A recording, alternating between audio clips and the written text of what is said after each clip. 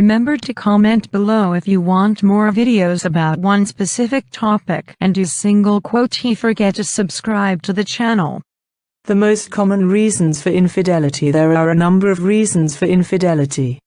Knowing them can help you know what to look out for, and to be proactive in your relationship so your partner is much less likely to stray. Easy temptation. The internet abounds with porn and online dating. It's much easier to find forbidden fruit and hook up online than it is in the real world. In addition, the fantasy element is compelling for many people, being who they want, doing what they want.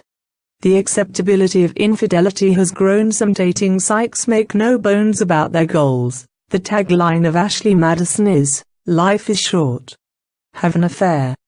But not all relationships are so unhappy that they would trigger an affair. We live in a fast-paced society where instant gratification is essential for some people, so if they can't get what they want in one place, they will find it elsewhere sooner or later.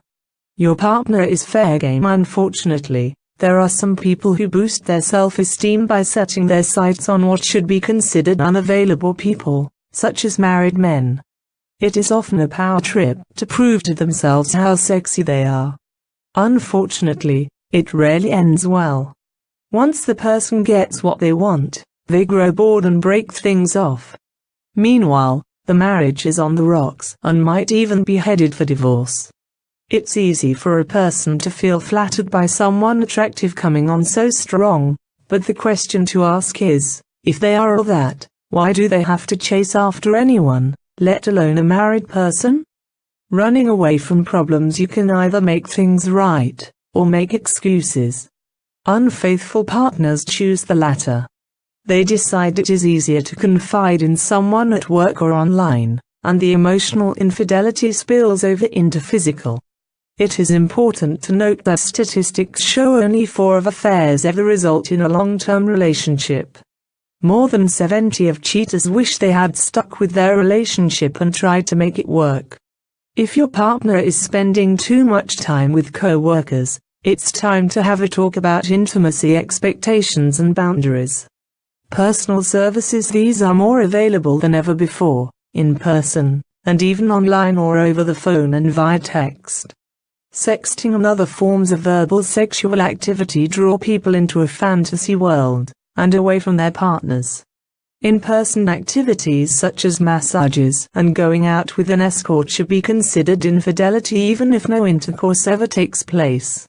Social media. Facebook has been cited as a contributing factor to about 33% of all divorces.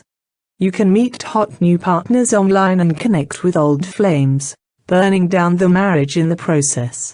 The fantasy that the grass is greener on the other side is a major cause of marital breakdown, but studies show that relationships that start out as affairs rarely stand the test of time.